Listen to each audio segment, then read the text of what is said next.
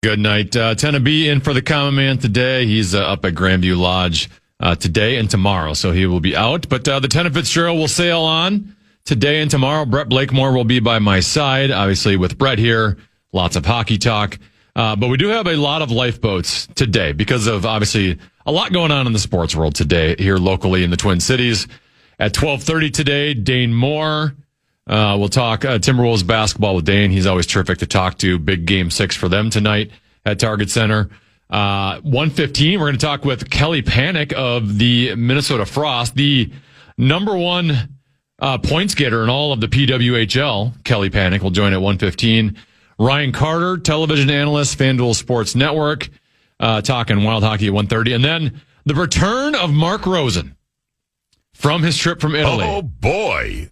The very relaxed Rosen will join us in studio. He's back for his 1 day week.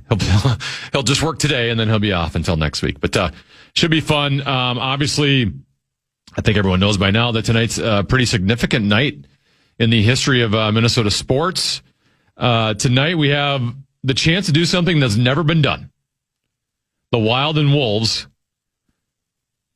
together as franchises, have never advanced past the first round of the playoffs in the same season. They've never done it. Both teams have barely done it on their own, and just that's never happened to be in the same season. It can happen this year. It can happen tonight. Also in the same metro area.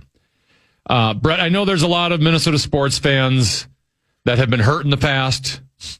They're waiting for the shoe to drop, right? Timberwolves injuries are going to catch us. Wild, are they really any different? Have they changed? If they lose tonight, all of a sudden the teeth's going to be chattering in Game 7 in Dallas. I thought we should at least get some positive vibes going for tonight. And we'll begin with a significant moment in Minnesota Wild history happened 12 years ago today. Quickly up with it, Danny Healy. Healy tape the center. Numbers for Minnesota. Here's Niederreiter in. Niederreiter scores! Niederreiter scores for Minnesota, and the Wild win in overtime 5-4 and advance to play the Chicago Blackhawks.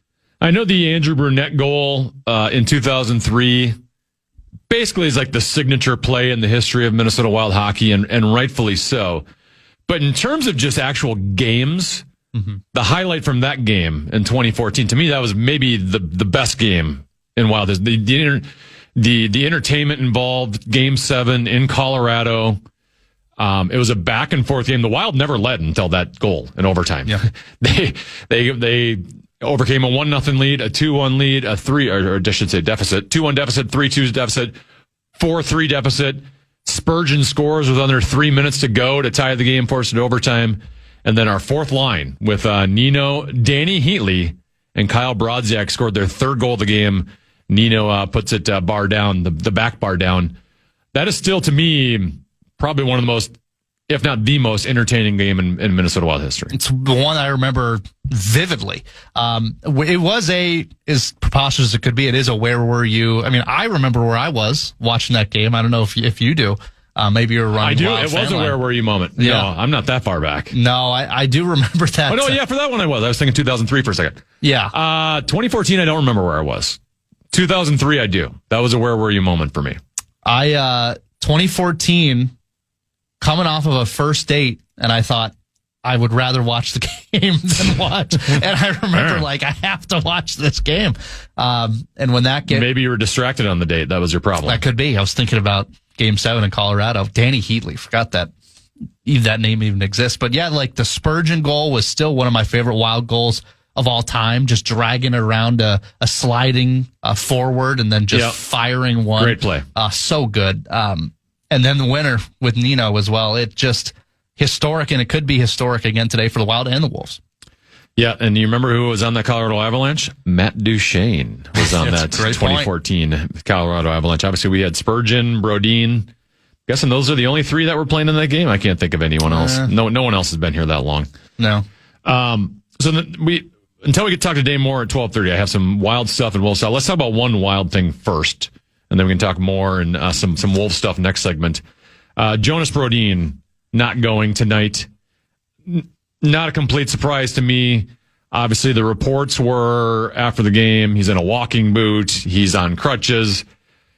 I could have told you before that game even ended, when you take a shot where he does and you don't come back, I'm not a doctor, but something's broken. Yep.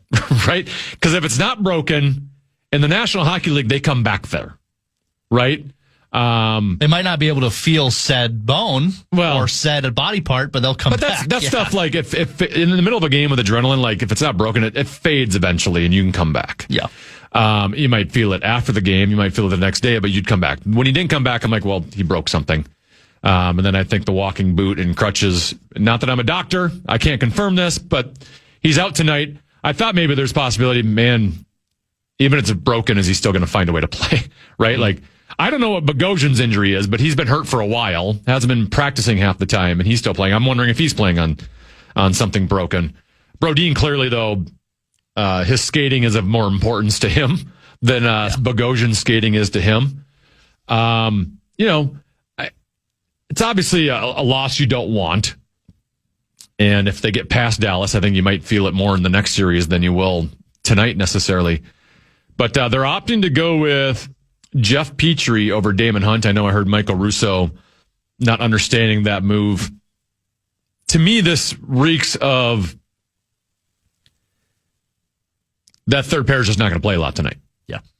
It's Faber and Hughes are going to be playing 26, 27, 20, maybe 30 minutes tonight. Spurgeon, the good news is when you picked up Quinn Hughes in a trade, you were already good defensively before him. And then when you added Quinn Hughes, it added depth. So having to move Middleton from your third pair to the second pair, he's played with Spurgeon. Him and Spurgeon have been first pairing for this team at times over the last couple of years. There's already a comfort level there. I don't have concerns with your top four. I just think they're going to play a lot. Petrie worries me a little bit. Bogosian on his left side, I don't know how much of an impact that has, but I just don't think Petrie's going to play. I think Petrie is in over Damon Hunt strictly for if you need PK depth, which obviously against Dallas. You ran into that problem in Game 5 when Brodin went out. You had Spurgeon in the box at one point. You had Middleton in the box at one point. To me, we think Petrie's better at killing penalties than Damon Hunt at this stage, and dude's going to play 8 minutes tonight, and it might have to be as a second PK pairing, or to make sure we don't kill Brock Faber tonight by playing him too much. But I don't think those guys are going to play a whole lot. I'll get your opinion on that and some other wild stuff. Obviously, they made another move to their lineup. Dallas making a bunch of changes. Wolves with some injury scares this morning. We'll talk about that next, right here on the Tennafitzgerald.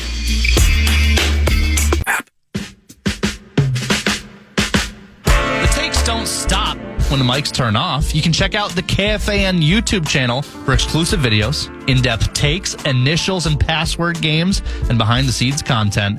KFAN on YouTube. You can search KFAN and hit subscribe today.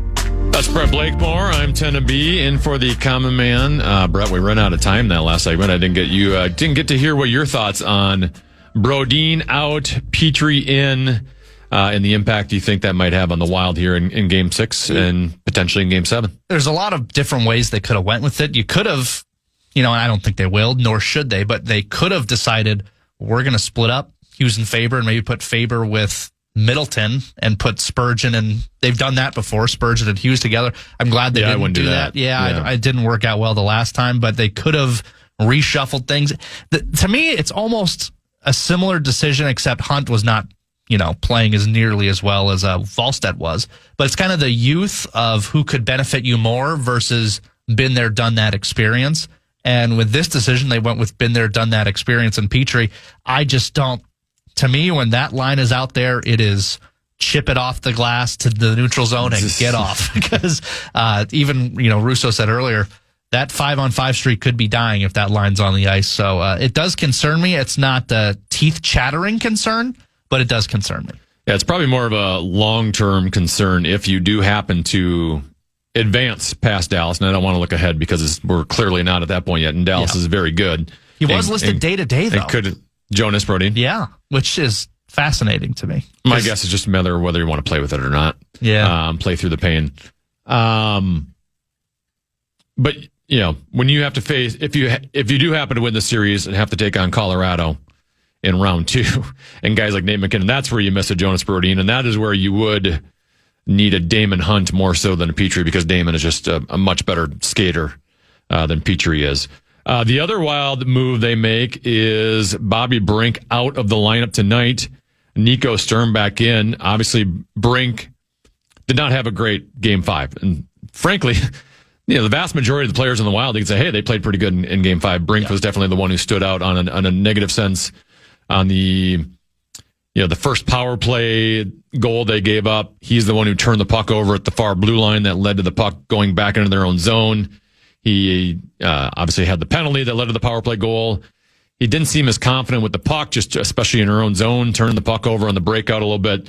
So not surprised to see him back. I'm glad Nico Sturm gets another chance because I thought Sturm was pretty good, especially as the game progressed in Game 4 back here at Grand Casino Arena. Obviously, he had the assist on the shot that set up the Marcus Foligno game-tying goal. I thought Sturm was okay for a guy who had been sitting out a couple times, and I'm more than comfortable with him on your fourth line. Yeah, I think that's fine. And if they want to go bigger, it seemed like last game was almost finally the shoe being on the other foot, where I've watched that game in the reverse dozens of times for the Wild in playoffs, where they just can't generate anything and you just get suffocated and you don't know why the offense isn't going.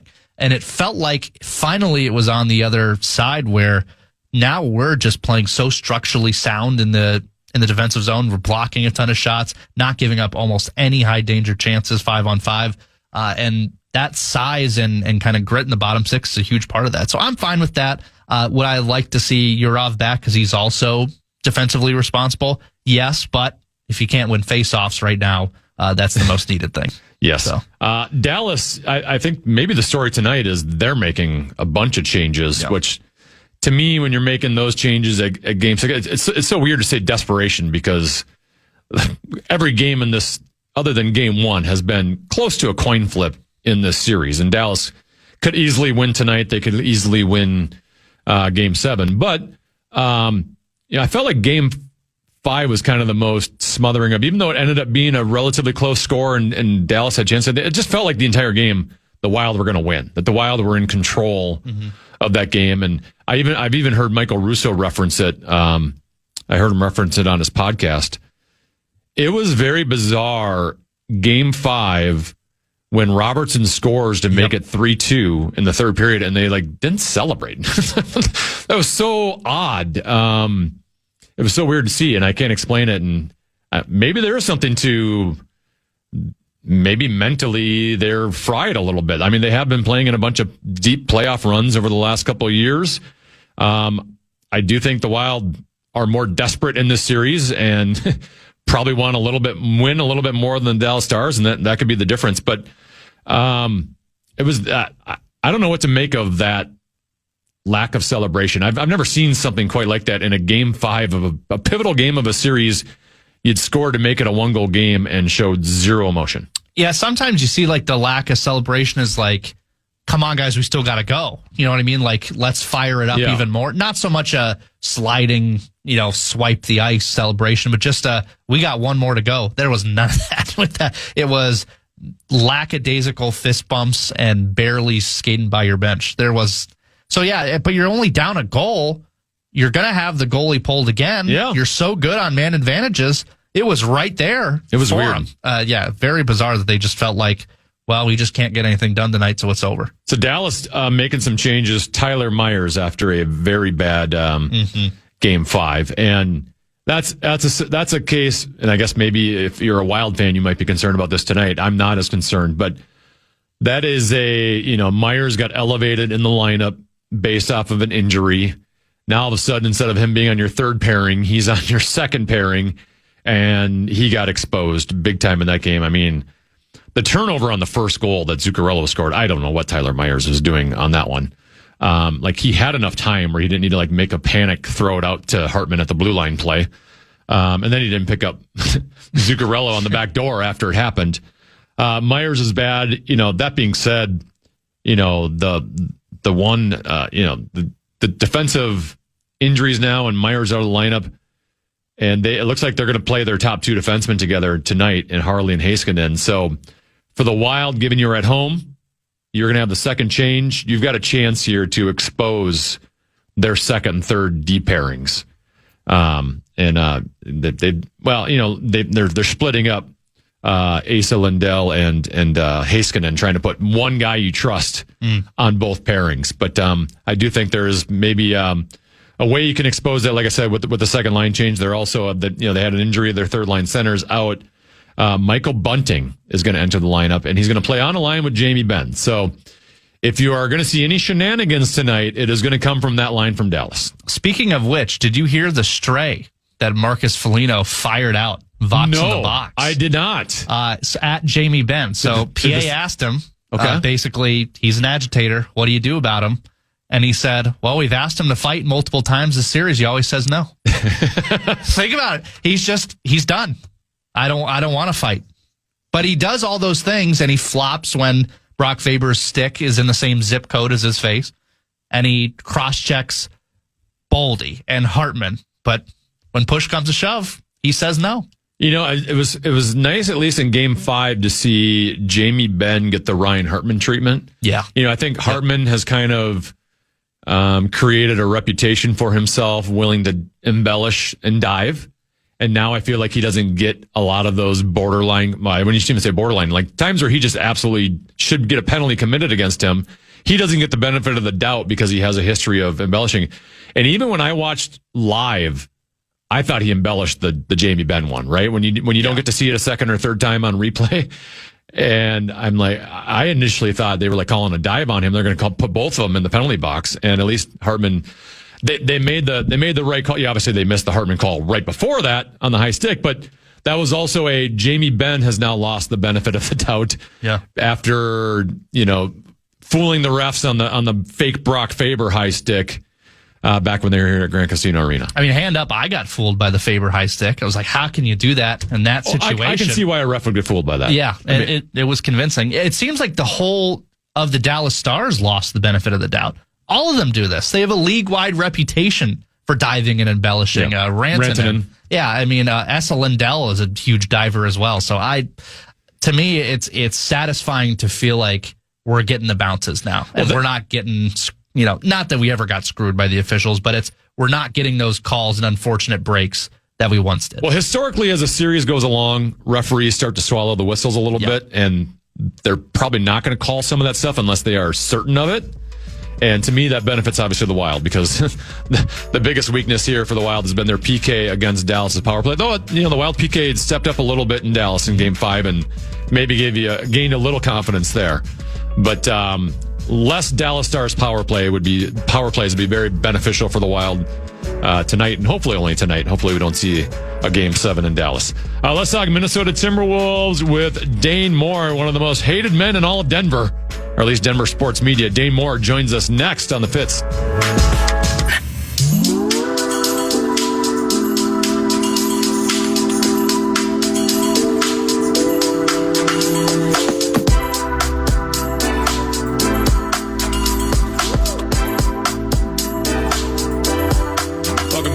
Tennafitzgerald. Timberwolves hoping to take down the Denver Nuggets tonight, Game 6, sometime after 8:30 at Target Center tonight. And one person who will be in attendance is Dane Moore from the Dane Moore podcast. Dane, thanks for joining me today. Appreciate your time. What's up, Tenna? No problem. Do you feel like you have become like the Jaden McDaniels of Timberwolves media because it seems like you're getting under the skin of the Denver media? I don't know. I'm ready for that all to be done. Yeah, I like that answer. That's the best possible answer you can come with. Well, how about the actual Jaden McDaniels villain role then? Because obviously you've covered this team for a while. Jaden's always come across to me as pretty quiet. I could see why he would agitate because he's so good defensively and can shut down some guys. Did you see Jaden McDaniels as a villain coming, or is this a little bit of a surprise to you? Oh yeah, that's been lingering underneath the surface for a long time. I mean, that's the thing is, man, is like that's how Jaden does motivate himself, and that's the classic player that you love when it's on your team and you hate when you're going against it, right? It's he's got a little crazy to him. It's like Pat Bev, when he was here a couple years ago, like that. He's Yeah, he has become a villain in this, and he sort of signed himself up for it, right? But I don't think he dislikes it. I don't think it bothers him. I think if anything, it fuels him, and it certainly has in this series thus far. Obviously, there's some injury concerns here. No Anthony Edwards, no Dante DiVincenzo. And then this morning, I think Wolves fans got a little bit of a scare with both Io and Bones listed basically as questionable on the injury report. Now, I know since then, Bones has been made available, so he will play tonight. What do you know about Io's injury and whether you think he can go or not? Yeah, I mean, that one was a little bit of a surprise. I would just preface all of this with there are a lot stricter injury report requirements these days, especially since the proliferation of sports gambling has been out there. There's new protocols on players needing to be listed. You can't really get by having a banged up player not on your injury report, right? It's just a requirement now. So what I would assume, I just came from Wolves shoot around and I saw Bones Highland there. I didn't catch Io DeSumo there, but John Kay said he saw him.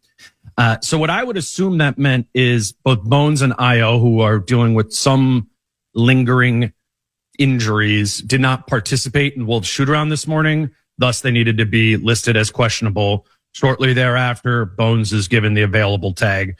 So I'd be pretty shocked if either of them, I mean, Io included, didn't play. I know I have seen him getting worked on his calf throughout when I was just in Denver last week. I saw him getting that worked on a lot. I think it's his thing. A lot of these guys have lingering injuries at this point in time. I'm pretty sure the only games he missed for were the last and second to last game of the regular season when the Wolves were just sort of resting guys. So it's never been a very concerning thing to me, but I don't know if there was some sort of aggravation that happened there. But honestly, I would assume they're both playing, and the two guys who aren't are the two guys we know who are out, are Anthony Edwards and Dante DiVincenzo.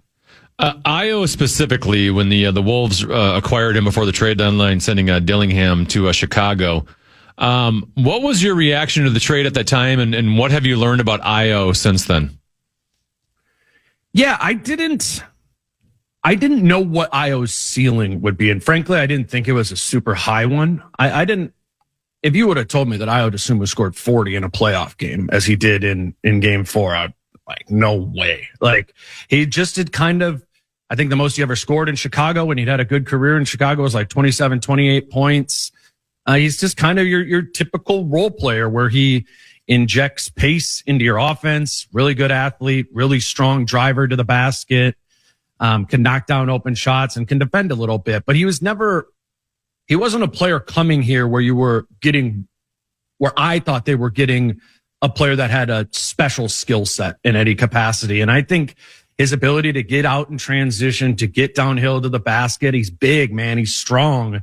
And he's been really forceful here, and this team needed pace. You know, they are kind of more of a lumbering team in ways, and what he injects, him and Bones Highland, what they inject into that second unit with pace, it's really powerful for this team when they need to sort of break out of a rut. I've been wildly impressed by Io, not just in these last couple of games of the series, but really the end of the season. He's exceeded my expectations.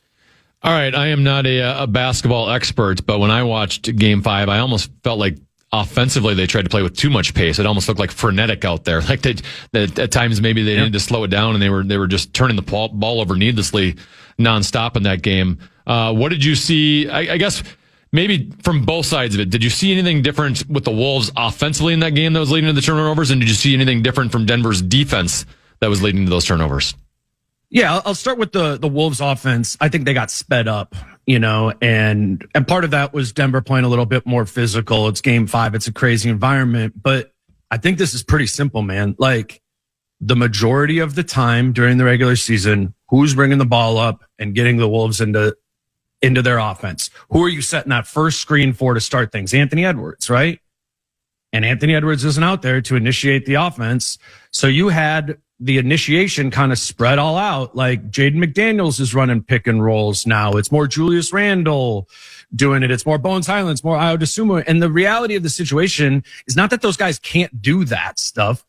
It's that they didn't do it much during the regular season, you know? Like, I think Jaden does have a future as like a pick and roll operator in the NBA, but he was getting sped up and going too fast into pick and rolls in game 5 because he doesn't do that often because that's Anthony Edwards' job. You know what I'm saying? So I really have been thinking about these last 48 hours between game 5 and game 6, as it kind of sounds boring, but I think it's like really important that they were able to practice for 2 days to rep some of this stuff out and be like, okay, we don't have Ant. How do we play against this Denver team? And I don't know. We'll see what that looks like tonight. And I think we will again see a physical Denver team who, you know, created those turnovers too. The Wolves got sped up, but Denver also took away the ball. That just 25 turnovers is a crazy number. Yes. Like you got to cut that in half. Oh, so my question then is, from what you saw then in game 5, what would you do if you're Chris Finch in game 6? Are you going to have one guy kind of trying to initiate the offense? You're going to keep trying to mix it around? How would you approach it? That's the question, dude. Sounds like you don't have any answers. I mean, I think you have to probably mix it because you don't have another guy that you can run like 30 pick and rolls with, right? Who is that main guy going to be? You can get a little bit of Mike Conley, traditional point guarding. I think they can play through Julius Randle a lot more, but it's not going to look like what we've become accustomed to the Timberwolves offense looking like, where it's Ant up at the top. Here comes up Rudy to set the screen. Let's get into the offense. You know, it's not going to, it can't be that. They don't have an Anthony Edwards there. So, I think offense in this game is kind of like their defense in a way, because you just kind of got to do enough on offense, I think, to beat this Denver team, provided you can play the defense on Nikola Jokic and the rest of this Denver team that they were doing games 2 through 4 that put them up 3-1. You know, this is actually a better defensive team without Anthony Edwards, especially an injured. I mean, he was injured before he was injured, you know, like this team should have a very high gear defensively. And I think it's like your defense plays into your offense situation. Yeah, I was 100% agree. I almost feel like the offense played into the lack of defense last game, because when you're turning the ball over, Denver was just going on the run. You weren't able to set up in a half court defense half the time. And I felt like, you know, if you're just not turning the ball over tonight, you're going to be more successful defensively. Yeah. And how the Wolves win is they force more turnovers and they get out in transition more often, and they're not facing a set defense there. They need to actually flip the script, which is what they did in game 4. Like, they were great after Ant got hurt at the end of the second quarter in game 4, and they forced a bunch of turnovers and they got out in transition. Like, I kind of think that'll define this game tonight of like, who is the team that's sloppier on offense? I think the sloppier team on offense is gonna lose this game. Other than game 5, I feel like Nikola Jokic has looked way different than I've ever seen him against the Minnesota Timberwolves, and Rudy Gobert deserves a lot of credit for it. Now, correct me if I'm wrong, but I felt like when Gobert and the Wolves faced Jokic a couple years ago, that other than Karl Anthony Towns, they kind of struggled defensively against Joker. So what has changed in just this couple of years where Gobert seems to be so much better against Joker than he was, you know, in the playoff series a couple of years ago? So the plan 2 seasons ago, to be quick on this, was we're going to put Karl Anthony Towns on Nikola Jokic, and Rudy Gobert is going to kind of lurk in the paint. Yeah. So it's kind of like 2 guys were guarding Jokic. Aaron Gordon and Rudy Gobert was quote unquote guarding Aaron Gordon, who wasn't a shooter back then. So he would just leave him wide open on the perimeter. And then it was basically Kat and Rudy guarding Jokic. And they did a really good job. They did a really good job against Jokic in that series. That was my concern coming into this one. I'm like, what are you going to do now? Like, who's the Cat? Yeah. And then also Aaron Gordon shot like 40% from 3 this year. So you can't play off of him. So I was like, oh, somebody needs to lurk off someone, because you have to have 2 guys guarding Jokic. Or the alternative is you just say, Rudy, you guard him one-on-one. We're going to trust you to do your best job to make it tough on him, and we're going to stay home on our guys. And man, I was super skeptical about the effectiveness of that strategy going into this series, but it's been effective. It's been the whole series, man. It's been Rudy one-on-one with Jokic, making it as hard as possible. And that's worked. Somehow that has worked in this series. And Rudy deserves a heck of a lot of credit for making that, because show me the other guy in the league who's doing that to Jokic, man. I mean, it's a very impressive feat. Maybe Jokic isn't 100% wrist, elbow, whatever. But I've never seen Nikola Jokic so consistently struggle to generate consistent offense, you know, and it's a major credit to Rudy, dude. If they win this game tonight and Rudy like kind of comes out of this series as the MVP of the series, that's a crazy thing. That is a crazy like legacy thing for Rudy Gobert, who's been going up against Jokic for a decade, been losing to Jokic for a decade. If he can go and beat Jokic without Anthony Edwards, that's like, it's narrative changing. Yeah, it's legacy stuff. It's nationally narrative changing. It really is. Yeah. Should be. Yeah. Should be. I had never heard of Spencer Jones until Game 5 for Denver. He scored 20 points in that game. I was reading up a little bit. It's kind of an interesting story where he is making less money per this season. He's making less money this season than Joker is making in a game. He doesn't own a car. Wasn't known as a scorer yet put up 20 points in Game 5. So tell me, what do you know about Spencer Jones, and is that game sustainable moving forward in the series for him? I mean, he's been helpful for them all season. He's the closest thing they have to an Aaron Gordon replica. Like he's like a jacked, you know, like 6'7" strong guy to guard Julius Randle. And that makes sense. Like you need to match Julius's force with strength. And he's their best option for that. He did a pretty good job on Julius in Game 5, and then he knocked down some shots. So it was surprising, an undrafted player, all those sort of things, but he is a physical player and that wasn't just like a flash in the pan. Gordon only played 36 of the 82 games during the regular season. So Jones played for them a lot, during the regular season himself. But yeah, he's still like an undrafted role player. And if the Wolves are more on top of their stuff, he should be exploited on defense more often, and he should not score 20 points again in this series. He's a role player, you know, then he's the type of player that if you're the Wolves, you can't let him have that type of impact. Have we heard, by the way, anything about Gordon's status for tonight? No, they're going to keep that tight until right before the game. Like, oh, we don't know. You're going to have to go through his warm-ups. How much does it change things when he's in or out for Denver?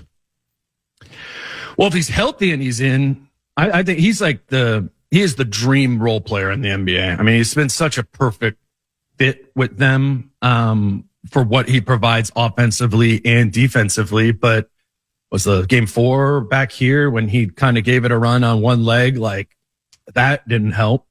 He has a long history of soft tissue issues too. Like did his hamstring twice during the regular season. Now has the calf going. I don't know. Maybe there's he has some sort of Herculean performance and he's healthy and is able to show up in this game, but I'm not too concerned about him right now because one, I'm just assuming he isn't going to play.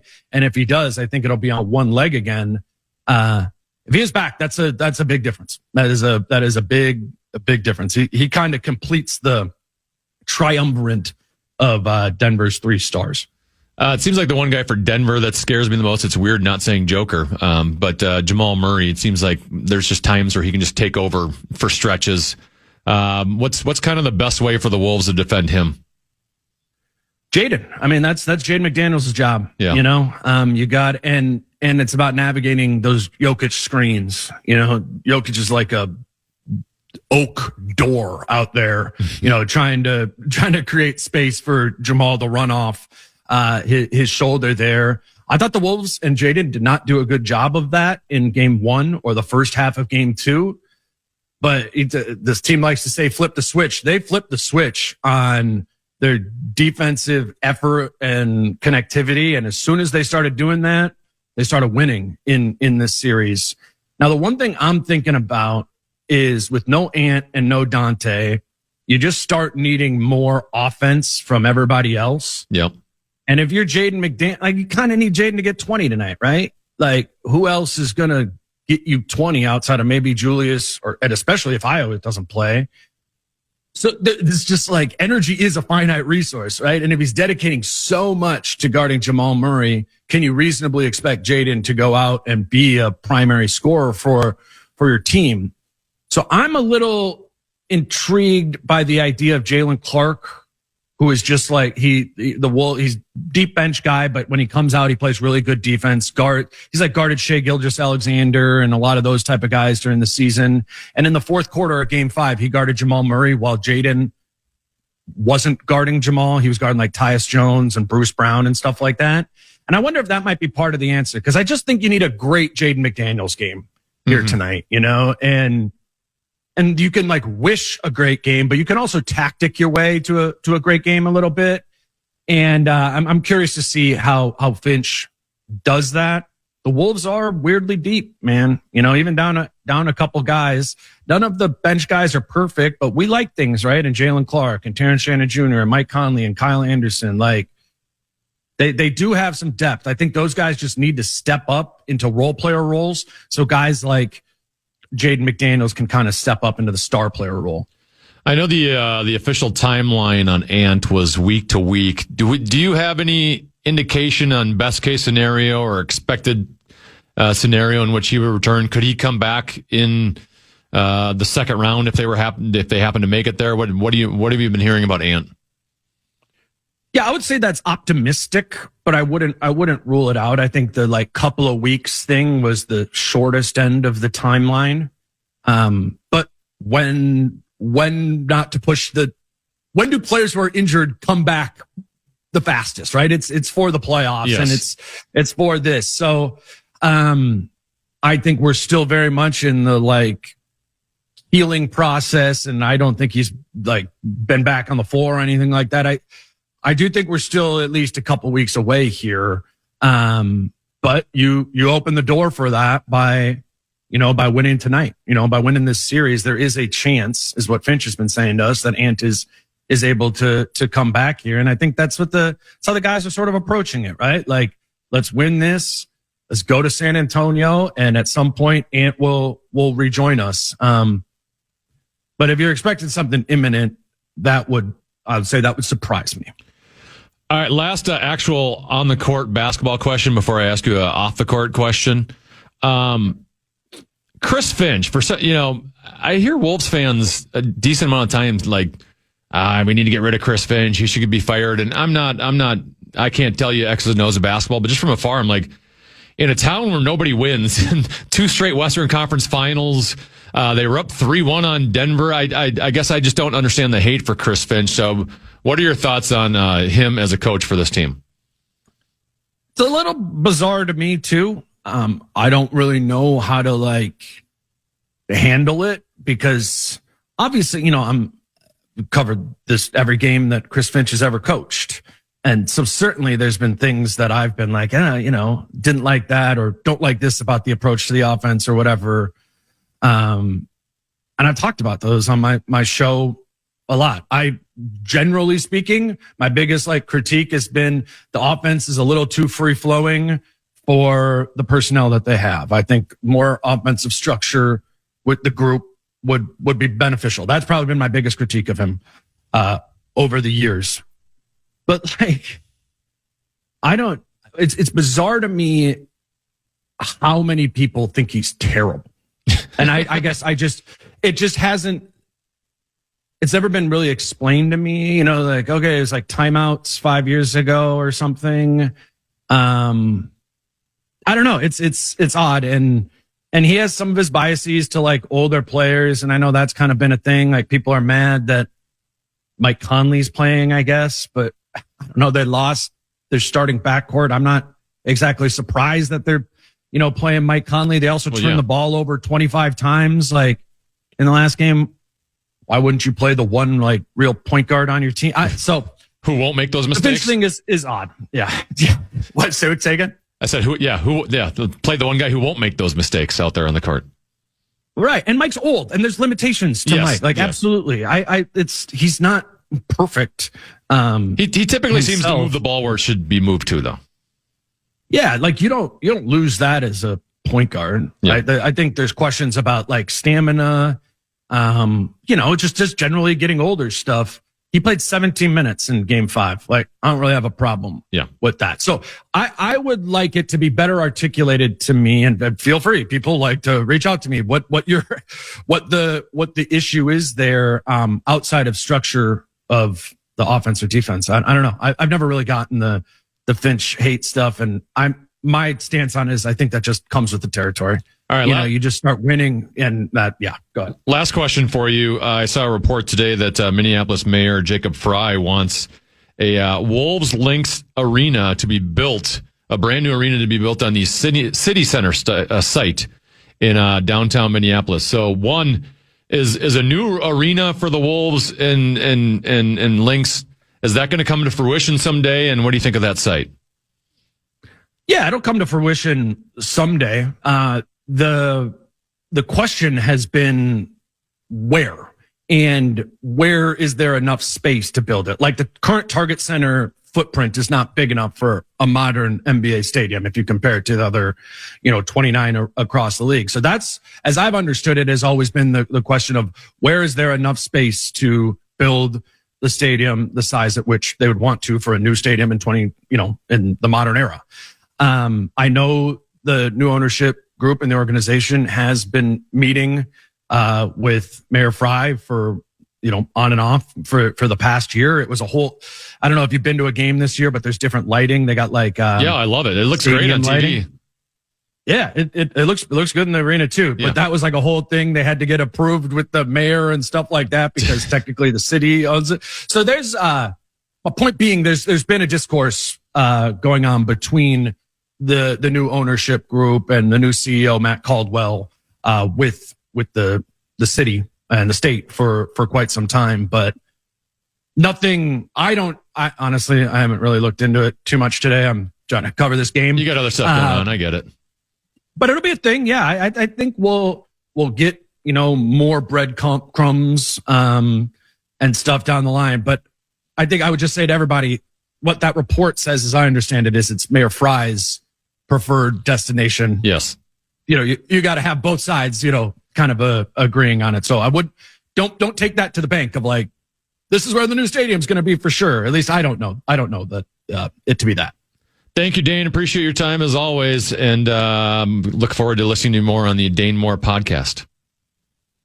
Love you. Love sports radio. Woo! Thanks, Dane. Appreciate it. Dane Moore, he's the best covering the Timberwolves. Wolves versus Denver Nuggets, Game 6 tonight. Hopefully, we'll hear some Wolves in 6 chants tonight at Target Center. 5 questions is next. Brett, you got a tease for us? More Wild and Wolves preview, and we'll find out if I'm on to something or on something.